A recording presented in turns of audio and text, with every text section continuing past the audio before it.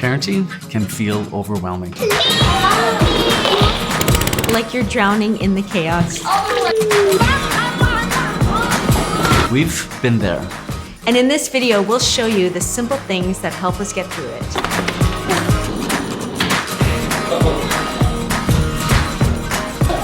In case you're new here, my name is Janelle. My name is Ken. And we're married.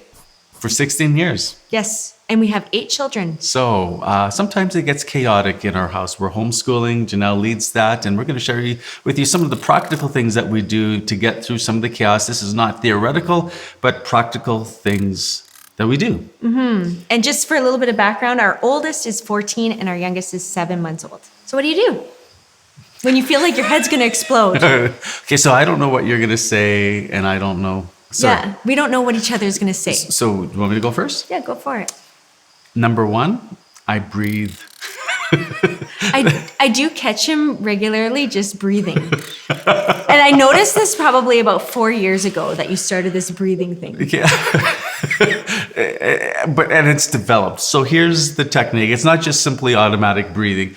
When I start feeling frustrated and I can feel that tension inside rising, I will take a deep breath in, and then I'll breathe out with a longer exhale.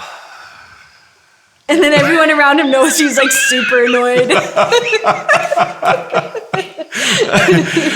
But I saw a podcast a while back, and the guy was talking about breathing exercises and how this just calms the nervous system down. And so I started doing that. And I actually had been doing that for, I think, years without even realizing it. I think it was just a coping mechanism sometimes.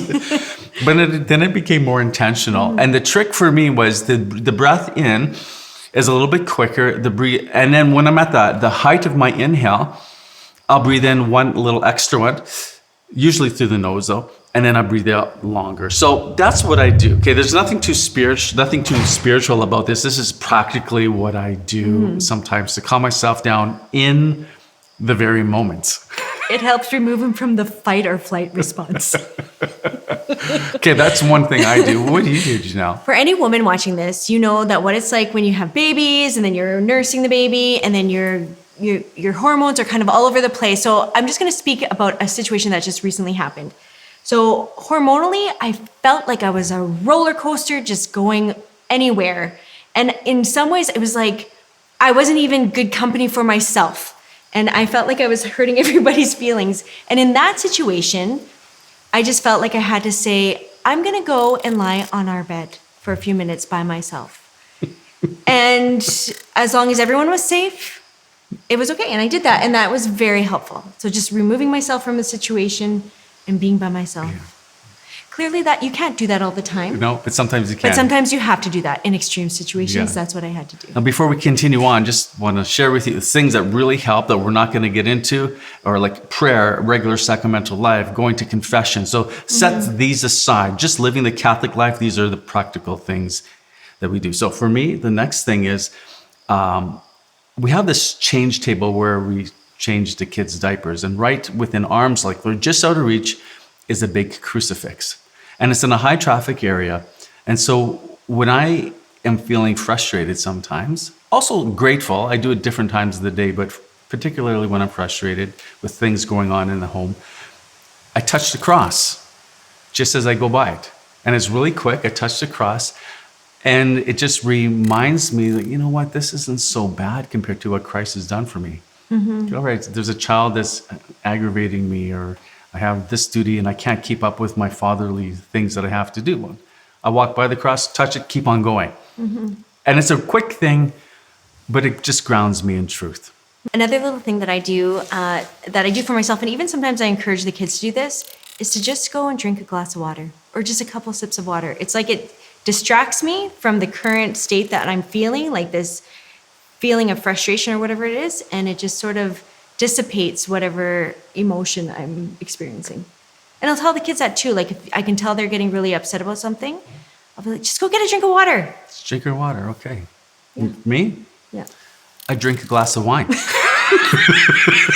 By himself. This is true. In the dark. That's true. So this is at the end of the day. When everyone's gone to bed, Janelle's also gone to bed, I will go into one of our rooms. I'll get a glass of wine, one glass of wine, by the way. I pour it, and I will actually sit in darkness. No screens, nothing, complete darkness with the light of the moon coming in. And I just sit there with my glass of wine and I breathe. I'm a real introvert. I also pray. I just think about the day and I offer my thoughts to the Lord. But that for me is just a really wonderful moment at the end of the day. Now you might think it's weird. I'm sitting, it could like, oh, Ken's in a room in darkness by himself drinking. Well, that is what's happening. But it's not every night. No, it's not. And this is something that I do. Yeah. So it's good to have little things that you look forward to. So for example, I've really grown to love Sudoku puzzles. So I just get like the cheapest books I can find at the dollar store. And if I ever have a spare minute, or even like before I fall asleep or something like that, I'll try and do a bit of Sudoku and I just love it. That's great. Is that one of your coping mechanisms? Yeah, well, so these are things that just sort of like help you find a little bit of calm, maybe not in the moment of high stress, but it's like you need to have little things that you look forward to. Yes, yeah.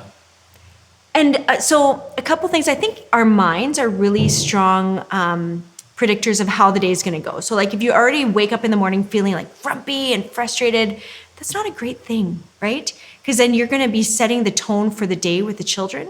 And I noticed for myself, like, and even as a classroom teacher, I noticed this. Like if I went into the classroom and I was really like high strung or uptight about things, it really impacted the students. It's the same thing in the home. So a lot of the success comes from prior proper planning. Once I heard this quote, prior proper planning produces peak performance.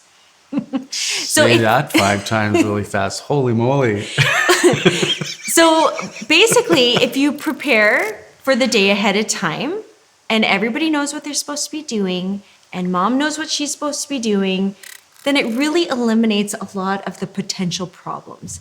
And so basically, like even the night before, I like having the kitchen clean, everything in its spot.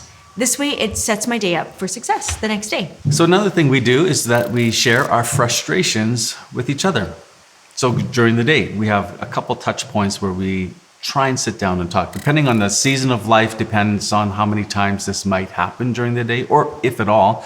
But right now, during the summer, in the afternoon, we sit down and we have coffee on our deck. Mm-hmm.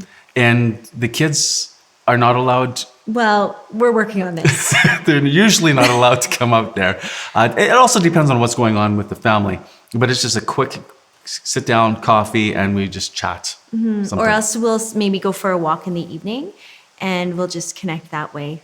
Yeah, so, and again, when we go for that quick, and that walk is 15 minutes long, sometimes the kids are not allowed to come with us because we just need to talk really quickly about the day. And by the time we do our loop, we're done, we're good, and we're back with the kids. I find it's just really helpful, especially if I have to make decisions about the children, like whether it's regarding their education or some kind of discipline or something that I want to change. It's just really nice to be able to bounce it off of another trustworthy adult. Yeah, and if there's these issues that are lingering on for a while with us, but we haven't had a chance to talk about it, then it does cause frustration within the family with us and maybe with how we're relating with the kids. So the quicker that we can talk about certain things, the better. Something that's actually helped me, but it's just sort of happened organically, I guess, is I have this one daughter who she can really pick up when I'm starting to feel a little bit stressed.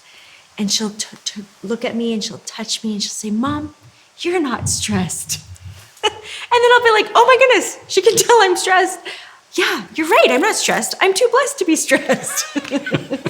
And it's true because it helps me to think like, yeah, all these little things that I'm letting agitate me really in the scheme of life aren't that important. So it's just really good to kind of like reframe your mind and move on from like those emotions.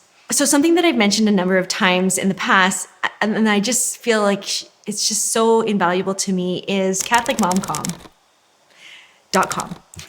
She's amazing. Her name is Sterling Jaquith. Thank you for what you do for us Catholics. She must be me. I hear about her all the time. Yeah, she's like my best friend, but she doesn't know that yet. We've never met her.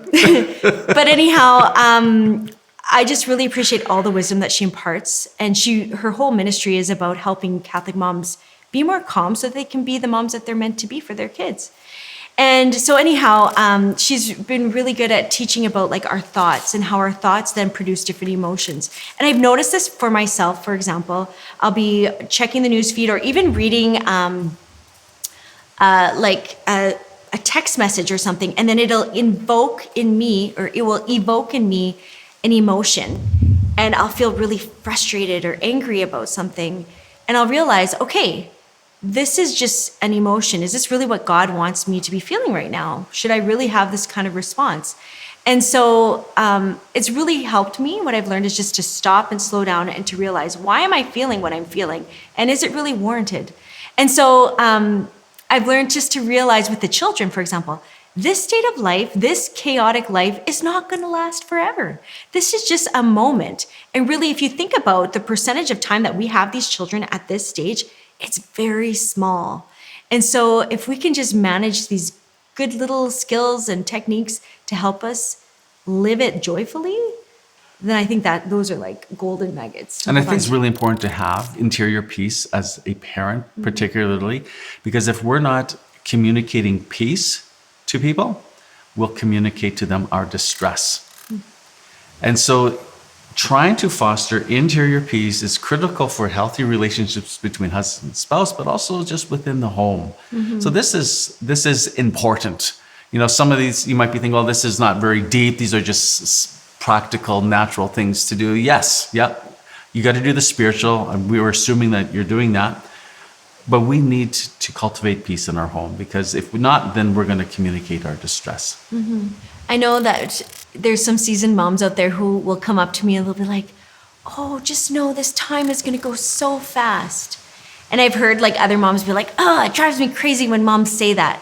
Because like when you're in the thick of it, it does not feel very fast. It feels like you can see the second hand on the clock going very slowly. But it's true. And I had this friend who just said like, I love it when there's little fingerprint marks on my windows because it reminds me of the children that were in my home. She was a single person. And I have to remember that all these little things, though they seem like annoying, like, oh, messes and dirty, like these are fleeting. These are fleeting things. And in this moment, how does the Lord want me to find joy? Because there is joy to be found in every moment that he's given us. We are blessed with wonderful children, by the way. Just want to say that. And parenting. But normal children. Like there's fighting Yeah. and there's bickering and we complaining. just don't show those moments on the camera because then you wouldn't watch. You wouldn't think, oh, those they're just like us. We are just like you in terms of like life is hard sometimes and life is joyful sometimes. And you have to figure out how to respond appropriately to both of those situations. I don't know what my point was going to be. And I just think like we haven't arrived. Like we're clearly still works in progress. I think the only point when you have arrived is when you have arrived in heaven. Yes. Yes. So it's still a challenge. I remember my point though. And that is this, that parenting isn't always easy, but it is fulfilling. It is greatly fulfilling. I remember at a conference, we were speaking at a parent, some sort of family conference, and the guy asked me, Ken, what do you do for fun? I'm like, Nothing. well, I know what I used to do. You drink wine in the dark by myself. by yourself. I know what I used to do. Like my hobbies, I used to go mountain biking. I used to go hiking. I used to go on fishing trips. I mean, that was my extracurricular activity as a young adult and early in marriage. Now, there's just no time. It would be irresponsible for me to take off for a long period of time to go on a mountain bike trip. It's just not, that's not my duty. So this question, what do you do for fun? It's not relevant. What I do want to say to that is parenting is fulfilling. This is what I signed up for. This is what we signed up for when we turn to each other and says, I do to you in good times and bad, and sickness and health. I'll love you and honor you all the days of your life. I don't want to say, what does fun have to do with that? But like, it's fulfilling. Love is fulfilling.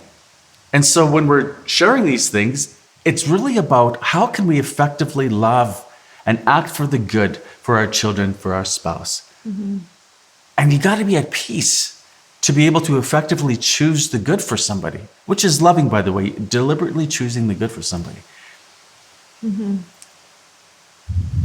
Do we have more? Or are we done?